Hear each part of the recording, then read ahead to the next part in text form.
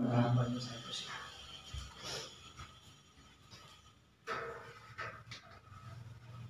Kita berdoa, Yesus, jam pemberitaan firman Tuhan ini kami taruh ke dalam tangan kasih-Mu. Semua yang percaya katakan amin. Oke, saya duduk. Ya, Bapak Ibu dan Saudara yang diberkati Tuhan, siapapun kita yang hadir pada sore hari ini, kita bersyukur kita masih diberi kesempatan untuk beribadah. Dan pada sore hari ini juga saya ingin kita bahas satu bagian kebenaran firman Tuhan di dalam kitab 1 Tawarik pasal 16. 1 Tawarik 16 ayat 23 sampai dengan ayatnya yang ke-30. Bernyanyilah bagi Tuhan, hai segenap bumi, kabarkanlah keselamatan yang daripadanya dari hari ke hari. Ya, berikut ada 4. Ceritakanlah kemuliaannya di antara bangsa-bangsa dan perbuatan-perbuatannya yang ajaib di antara segala suku bangsa. Sebab segala alam bangsa-bangsa adalah berhala, tetapi Tuhanlah yang Keagungannya dan semarak ada di hadapannya, kekuatan dan sukacita ada di tempatnya. Kepada Tuhan, hai suku-suku bangsa, kepada Tuhan sajalah kemuliaan dan kekuatan. gemetarlah di hadapannya, hai segenap bumi. Sungguh tegak dunia tidak bergoyang. Ya, Bapak Ibu dan Saudara yang diberkati oleh Tuhan kita Yesus Kristus, konteks bagian kebenaran firman Tuhan ini sebenarnya adalah menceritakan tentang suatu nyanyian daripada Daud. Pujian ini menarik karena pujian ini bermakna yang menceritakan kepada kita tanggung jawab orang Kristen terhadap untuk beribadah. Jadi pujian ini menceritakan kepada kita tanggung jawab kita sebagai orang percaya kepada Allah itu adalah beribadah. Kalau kita bahas ayat 1 hingga ayatnya yang terakhir, Bapak Saudara, ini menarik. Namun saya ingin ada banyak hal yang akan kita bahas, tetapi saya ingin cuma mengambil 3 bagian dari bagian ini yang menurut saya itu penting untuk kita bahas. Kenapa kita harus beribadah kepada Tuhan? Kenapa kita harus beribadah kepada Tuhan? Nyanyian ini adalah nyanyian Daud yang kita tahu bahwa Daud punya pengalaman sekali mujizat dengan Tuhan. Oleh karena itu kalau ketika Daud menulis nyanyian ini kepada bangsa Israel, artinya dia sedang menceritakan pengalamannya ketika dia bersama dengan Allah. Pengalaman bersama dengan Allah itu banyak sekali. Kalau kita mau belajar dari kisah Daud itu terlalu banyak. Ya, di dalam konteks ini dia mengajak kita, kenapa kita harus beribadah. Kita sebagai orang Kristen dikatakan mengapa kehidupan kita harus menyembah atau beribadah. Kira-kira apa keuntungannya ketika kita beribadah kepada Tuhan? Apa yang akan kita dapat? Apa imbalannya dari konteks bagian kebenaran firman Tuhan ini? Bapak Ibu dan Saudara yang diberkati oleh Tuhan kita Yesus Kristus, kalau kita menggunakan pertanyaan-pertanyaan apa yang kita dapat, bagaimana caranya dan kenapa kita harus beribadah kepada Tuhan, maka ini adalah pertanyaan yang sebenarnya menarik untuk kita jawab dari konteks bagian kebenaran firman Tuhan ini. Karena kalau pada secara umumnya kita tahu bahwa beribadah itu adalah pusat dari kehidupan orang Kristen. Seperti yang pernah saya katakan bahwa kehidupan orang Kristen ketika Tuhan Allah menciptakan manusia ada di bumi, tujuan utamanya adalah apa? Supaya manusia itu memuliakan Allah. Dan itu menjadi tujuan utama saya dan saudara, kita semua ada di muka bumi ini adalah untuk beribadah kepada Tuhan. Oleh karena itu ibadah itu adalah pusat dari kehidupan kita. Jadi kalau dikatakan bahwa orang Kristen tanpa ibadah itu adalah mati, mungkin kita tidak menyadari bahwa mati seperti apa. Kita perlu ketahui bahwa kematian orang Kristen itu ada 2 macam, yaitu kematian rohani dan kematian jasmani. Bapak Ibu dan Saudaraku yang diberkati oleh Tuhan kita Yesus Kristus, ketika kita berbicara tentang kematian, orang yang sudah mati untuk merespon panggilan atau merespon sesuatu itu agak susah. Memang tidak bisa, bukan susah lagi, tidak bisa. Nah, bagaimana caranya supaya dia bisa respon? Kita harus hidupkan dulu ya, saudara. Contohnya seseorang yang sudah meninggal atau yang sudah tidak bernyawa tidur di depan kita, kita bawa daging yang paling enak pun taruh di hidungnya, dia tidak mungkin merespon. Kenapa? Karena dia sudah mati dan dia tidak merasakan apa-apa. Nah, kalau begitu pun kehidupan kita sebagai orang iman, orang beriman, orang percaya, kalau sudah mati secara rohani, sekalipun kita dongkrak dongkrak dia dengan nasihat-nasihat, dia tidak akan pernah dengar dan tidak mau lakukan. Itu kenapa? Karena dia tidak punya rasa untuk lagi beribadah kepada Tuhan. Dia sudah tidak punya lagi perasaan hati nurani untuk beribadah kepada Tuhan. Kenapa? Karena secara rohani dia sudah tidak ada rasa sama sekali. Nah, bagaimana caranya? Kita harus hidupkan dia. Caranya seperti apa? Cuma kita bisa bawa di dalam doa. Bapak, Ibu, dan saudaraku yang diberkati oleh Tuhan kita Yesus Kristus, kalau kita baca dari konteks firman Tuhan yang sudah kita belajar ini, sebenarnya banyak sekali mujizat yang akan terjadi. Banyak sekali upaya yang akan kita terima kalau kita mau beribadah kepada Tuhan.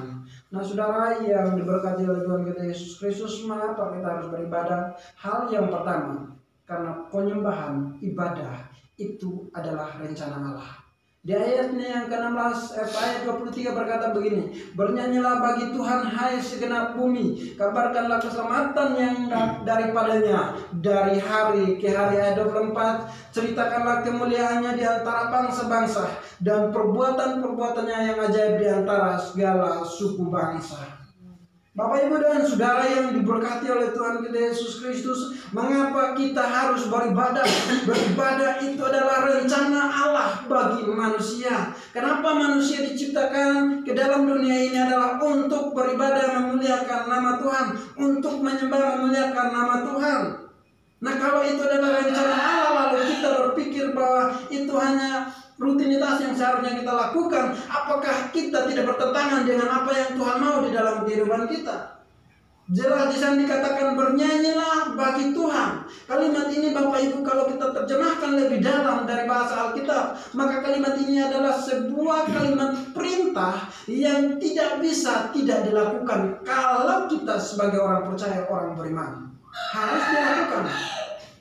Makanya Daud berkata, bernyanyilah bagi Tuhan hai segenap bumi. Ini tidak hanya berbicara kepada orang-orang tertentu, tetapi kita semua yang merasakan kebaikan Tuhan di dalam diri kita. Ini tidak hanya berbicara tentang mereka yang diberkati. Ini tidak hanya berbicara tentang mereka yang membutuhkan Tuhan, atau mereka yang sakit, atau mereka yang sedang memang benar-benar tidak punya apa-apa. Tidak demikian. Tetapi Alkitab mencatat hai segenap bumi, artinya semua yang ada di bawah kolong langit ini wajib untuk memuliakan nama Tuhan, wajib untuk beribadah kepada Tuhan, karena itu adalah rencana Tuhan bagi saya dan saudara. Lalu kalau ini adalah rencana Tuhan dan sebuah perintah bagi kita sebagai orang beriman, dosa tidak kalau kita tidak melakukan? Jelas pasti berdosa. Kenapa? Karena kita melanggar sebuah perintah. Kita melawan sebuah aturan yang sudah Tuhan buat di dalam kehidupan kita. Bapak, Ibu, dan saudaraku yang diberkati oleh Tuhan kita Yesus Kristus, hari ini banyak sekali orang yang beribadah karena ada maunya. Tapi saya percaya kita yang ada di tempat ini, orang-orang adalah orang-orang yang mau beribadah karena punya kerinduan untuk memuji memuliakan nama Tuhan. Karena kita tahu siapa pencipta kita. Kalau kita masih punya rasa untuk beribadah, itu tandanya Tuhan masih bersama dengan kita. Tapi kalau kita sampai lupa bahwa kewajiban kita kepada Tuhan adalah beribadah, memuji, memuliakan nama Tuhan, itu jelas bahwa secara rohani kita sudah mati. Mungkin secara fisik kita masih kuat, sehat, luar biasa, tidak pernah kenal sakit apapun, tetapi secara rohani kita sudah mati. Dan orang yang mati rohani itu akan susah untuk merespon panggilan Tuhan. Kalau kita susah untuk merespon panggilan Tuhan, bagaimana kehidupan kita bisa selamat daripada panggilan Tuhan? Bagaimana kita bisa selamat dari murka Allah yang begitu luar biasa? Karena kita tahu bahwa Allah kita adalah Allah yang adil, Allah yang penuh keadilan. Dia pasti menghukum setiap orang yang berdosa kepadanya. Tetapi kalau kita sendiri tidak menyadari bahwa kita ini adalah orang berdosa, bagaimana kita bisa datang berdoa meminta ampun kepada Tuhan? Bapak, Ibu, dan saudaraku yang diberkati oleh Tuhan kita Yesus Kristus, ibadah, penyembahan, puji-pujian itu adalah rencana Tuhan dalam kehidupan saya dan saudara. Itu adalah rencana Allah bagi kehidupan kita. Supaya apa? Supaya kita tidak mati secara rohani. Ibaratnya gini Bapak Ibu, kalau saya tanya hari ini, kemarin Bapak Ibu makan paginya makan apa? Menunya pasti masih ingat. Mungkin ayam atau daging babi atau sik atau apa lagi itu. Kalau saya tanya lagi, 1 minggu yang lalu, mungkin ada yang ingat dan ada yang tidak. Maka menunya apa? Hari yang sama, tanggal yang sama? Pasti masih ada yang ingat dan ada yang tidak. Tapi bagaimana kalau saya tanya lagi, 1 bulan yang lalu di tanggal yang sama, hari ini tanggal berapa ya? Tanggal 25 bulan yang lalu kita makan apa, minum apa? Masih ada yang ingat? Tidak ada. Pengetahuan kita terbatas, tapi perlu kita ketahui bahwa makanan itulah yang membuat kita sampai hidup dengan sampai hari ini. Makanan itulah yang membuat kita hidup sampai dengan hari ini, sekalipun kita tidak ingat itu. Demikian juga kebenaran firman Tuhan. Kalaupun kita tidak ingat yang minggu lalu, tapi minggu lalu itulah firman yang menolong kita sampai dengan hari ini masih bisa menikmati berkat Tuhan. Itu semua karena pertolongan Tuhan di dalam kehidupan saya dan saudara. Jadi jangan berpikir datang ke gereja untuk mengingat semua hal yang kita dengar. Tidak, tetapi yang jelas bahwa yang kita dengar itu yang menolong kita untuk terus hidup sampai dengan hari ini. Bapak, Ibu, dan saudaraku yang diberkati oleh Tuhan kita Yesus Kristus, itulah kenapa Tuhan menciptakan manusia ada di bumi ini. Karena untuk memuji muliakan nama Tuhan, dan itu adalah rencana Tuhan bagi kehidupan manusia, termasuk saya dan saudara. Hal yang kedua, Bapak Ibu, mengapa kita harus beribadah kepada Tuhan? Bapak Ibu dan saudara yang diberkati oleh Tuhan Yesus Kristus, di ayat 27, boleh baca pada 27 mengatakan begini: ceritakanlah kemuliaannya di antara bangsa-bangsa dan perbuatan-perbuatannya yang ajaib di antara segala suku bangsa. Ayat 25, sebab besar Tuhan dan terpuji sangat, dan lebih dahsyat Ia daripada segala Allah. Sebab segala Allah bangsa-bangsa adalah berhala, tetapi Tuhanlah yang menjadikan langit. Keagungan dan semarak dan ada di hadapannya, kekuatan dan sukacita ada di tempatnya. Bapak, Ibu, dan saudara yang diberkati oleh Tuhan kita Yesus Kristus, kenapa kita harus beribadah kepada Tuhan? Hal yang kedua, karena menyembah atau beribadah itu berarti kita sedang menyatakan kebaikan Tuhan, kebaikan Allah di dalam kehidupan saya dan saudara. Tadi yang pertama, kita beribadah karena itu adalah rencana Tuhan dalam kehidupan saya dan saudara. Dan yang kedua, kita harus beribadah, menyembah, memuji, muliakan nama Tuhan karena kita harus menyatakan kebaikan Allah yang ada di dalam diri saya dan saudara. Ayat 24 mengatakan, ceritakanlah kemuliaannya di antara bangsa-bangsa dan perbuatannya yang ajaib di antara segala suku bangsa. Kalau disuruh ceritakan dengan kata-kata kita tidak bisa. Alkitab cuma mengatakan kepada kita bercerita dengan tindakan kita, perbuatan kita.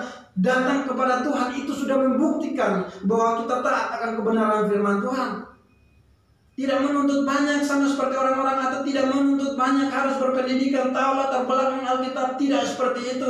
Alkitab hanya mengatakan ceritakan kemuliaannya di antara bangsa-bangsa dan perbuatannya yang ajaib di antara segala suku bangsa. Ayat 24 itu. Nah, kalau kita tidak melakukan, bukankah kita mengabaikan? Bukankah kita menjadi orang yang egois, yang sudah menerima apa yang seharusnya berkat daripada Tuhan, tetapi kita tidak membagikan pengalaman kita kepada orang lain untuk bisa mengalami hal yang sama? Bukankah kita orang yang egois, yang lebih mementingkan diri kita sendiri daripada bersama-sama dengan orang lain? Bapak, Ibu, dan saudaraku yang diberkati oleh Tuhan kita Yesus Kristus, beribadah, memuji, memuliakan nama Tuhan itu tidak hanya untuk kepentingan kita sendiri, tetapi itu juga untuk memuliakan nama Tuhan, menyatakan kebaikan Tuhan di dalam kehidupan kita. Saya mau katakan begini, apa yang bisa kita lakukan untuk membalas kebaikan Tuhan di dalam kehidupan kita? Kira-kira kita bisa bayar pakai apa? Berapa banyak uang yang kita butuhkan untuk membayar Tuhan? Berapa banyak berkat yang kita punya untuk membalas kebaikan Tuhan di dalam kehidupan kita? Dia tidak minta banyak, dia cuma minta kita menceritakan kebaikannya itu, kemuliaannya itu, perbuatan yang ajaib itu kepada orang melalui tindakan kita beribadah kepada Allah. Bapak, Ibu, dan saudara yang diberkati oleh Tuhan Yesus Kristus, ayat 25 berkata, sebab besar Tuhan dan terpuji sangat dan lebih dahsyat Ia daripada segala Allah. Ceritakanlah itu kepada orang lain. Ceritakanlah itu kepada mereka bahwa kita punya Allah yang ketika kita jatuh Dia bisa datang dan mengangkat kita. Ketika kita terpuruk Dia bisa datang dan menolong kita. Ketika kita tidak bisa berbuat apa-apa Dia bisa membuktikan membuktikan kepada kita, memberikan pertolongan, tidak sama dengan Allah-Allah lain. Itu yang membedakan kita, Allah kita, dan Allah-Allah yang lain. Oleh karena itu, sebagai orang percaya, kita diberi tanggung jawab ceritakan kebaikan Allah itu dengan tindakan nyata kita. Beribadahlah kepada Tuhan. Karena kalau kita tidak beribadah, itu ibaratnya sama dengan kita mau merasakan apa yang kita rasakan sendiri tanpa menceritakan kepada orang lain. Saya bukan beribadah karena untuk diceritakan kepada orang lain. Saya beribadah bukan karena untuk pamer kepada orang lain. Saya beribadah karena saya tahu diri bahwa itu adalah tugas dan tanggung jawab saya untuk menyatakan kebaikan Allah. Mungkin tidak bisa dengan kata-kata firman kita sampaikan kepada mereka, tapi perbuatan kita itu justru akan menunjukkan siapa kita bagi mereka. Dan itulah rencana Tuhan bagi saya dan saudara. Beribadahlah kepada Tuhan, kepada Allah kita, untuk menunjukkan bahwa kita punya Allah yang begitu luar biasa. Bapak Ibu dan saudara yang diberkati oleh Tuhan kita Yesus Kristus, ayat 26 berkata, sebab segala Allah bangsa-bangsa adalah berhala, tetapi Tuhanlah yang menjadikan langit. Keagungan dan semarak ada di hadapannya, kekuatan dan sukacita di tempatnya.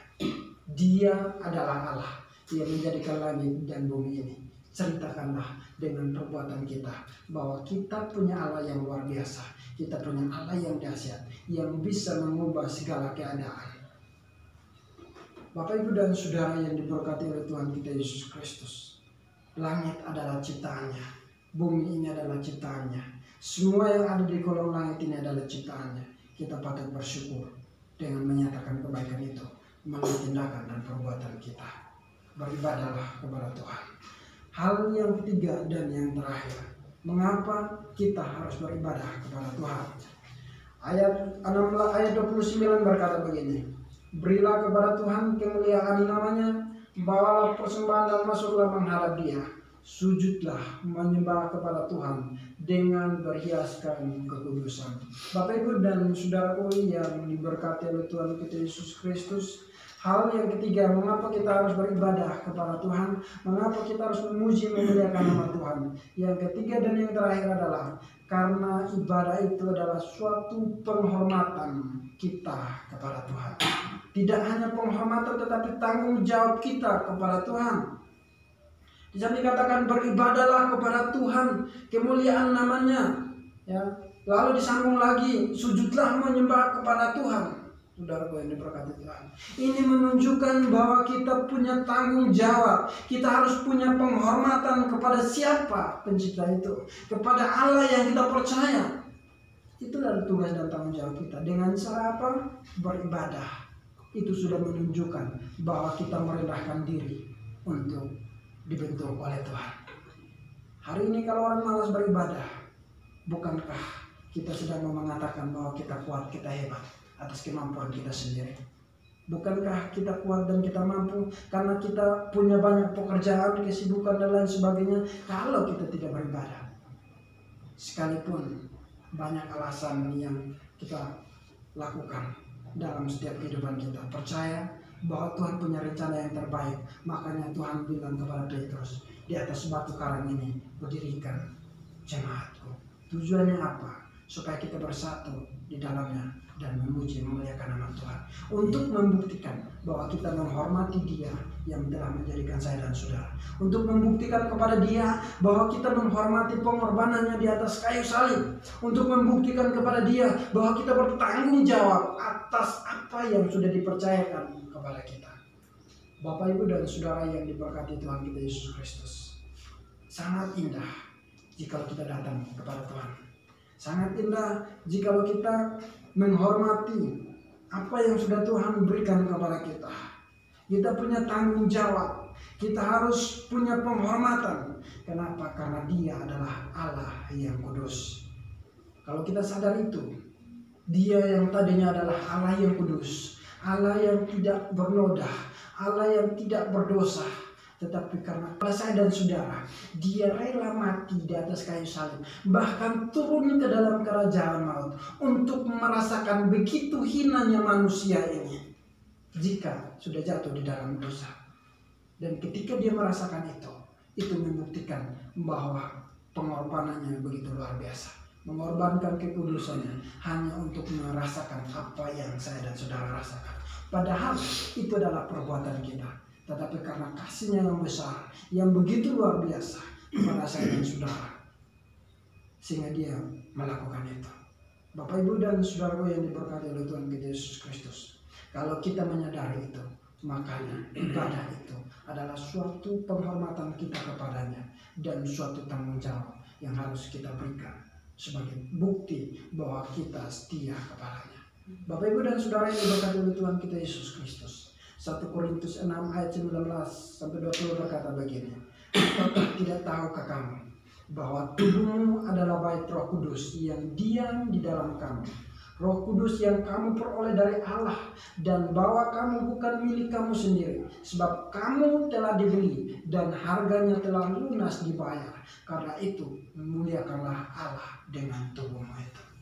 Bapak, Ibu, dan saudaraku yang diberkati oleh Tuhan kita Yesus Kristus, ayat ini mengatakan kepada saya dan saudara bahwa kita kuat sampai dengan hari ini. Kita masih bisa menikmati berkat Tuhan di dalam kehidupan kita itu karena ada Roh Allah yang hidup di dalam saya dan saudara. Sekalipun kita jatuh bangun di dalam dosa, tetapi Dia akan terus mengingatkan kita, menyadarkan kita, beribadahlah kepada Tuhan. Dan ketika kita sadar bahwa ibadah itu adalah tugas dan tanggung jawab kita, itu membuktikan masih ada Roh di dalam diri saya dan saudara. Tetapi kalau tidak sama sekali ada kepekaan di dalam hati kita untuk beribadah, bukankah itu kita sudah secara rohani kita mati? Artinya Roh yang ada dalam diri saya dan saudara tidak ada lagi. Kalau tidak ada, siapa yang mengingatkan kita untuk beribadah kepada Tuhan? Karena kita tahu ketika Yesus terangkat ke surga, menjanjikan Roh untuk datang kepada saya dan saudara, tinggal di dalam setiap kita yang percaya kepadanya. Tujuan Roh itu ada di dalam diri saya dan saudara, itu untuk mengingatkan kita bahwa yang kita lakukan itu berdosa. Bapak, Ibu mungkin sadar atau tidak sadar, tapi coba bayangkan kita orang yang beriman, ketika ingin melakukan sesuatu yang bertantangan. Contoh, kita tidak pernah pencuri, tapi tiba-tiba karena keadaan kita pencuri, bukankah kita itu akan gelisah? Akan ada kegelisahan di dalam diri kita. Atau jangankan pencuri, dosa yang tidak pernah kita lakukan, tiba-tiba kita karena keadaan kita mau lakukan, bukankah akan ada dalam hati saya dan saudara pertentangan, gelisah, lakukan atau tidak? Sebenarnya itu adalah pekerjaan Roh yang sudah Tuhan taruh di dalam diri saya dan saudara. Makanya tidak heran kalau sudah berada di dalam dosa itu terus-menerus, kita tidak akan merasakan kegelisahan itu. Karena apa? Roh yang ada di dalam diri saya dan saudara tidak lagi mengingatkan kita, karena kita masa bodoh dengan peringatan-peringatan itu. Dan kalau hari ini kita masih diingatkan orang yang Roh itu, artinya hati nurani kita masih berbicara. Percayalah, itu adalah pekerjaan Roh Kudus. Dan jangan sampai mengecewakan Roh yang ada dalam diri saya dan saudara. Bapak, Ibu tahu kenapa dosa apa yang tidak bisa diampuni? Dosa ketika menghujat Roh itu. Kenapa? Karena Roh itulah yang akan mengingatkan kita bahwa yang kita lakukan itu salah atau benar. Nah, kalau kita sendiri menghujat Roh itu, Roh Kudus itu, siapa lagi yang mau mengingatkan kita? Manusia, orang-orang terdekat kita, tidak ada. Kecuali Roh yang ada di dalam diri saya dan saudara, yang kita tahu dengan hati nurani itu. Kalau kita belajar lebih dalam, Bapak, Ibu, sebenarnya menarik bahas tentang pekerjaan Roh Kudus dalam diri saya dan saudara. Tapi kita akan punya waktu di ke depan. Suatu saat saya akan bahas fungsi Roh itu ada dalam diri saya dan saudara untuk apa. Bapak, Ibu, dan saudaraku yang diberkati oleh Tuhan kita Yesus Kristus, di ayat yang tadi saya baca, Korintus 6 ayat 19-20.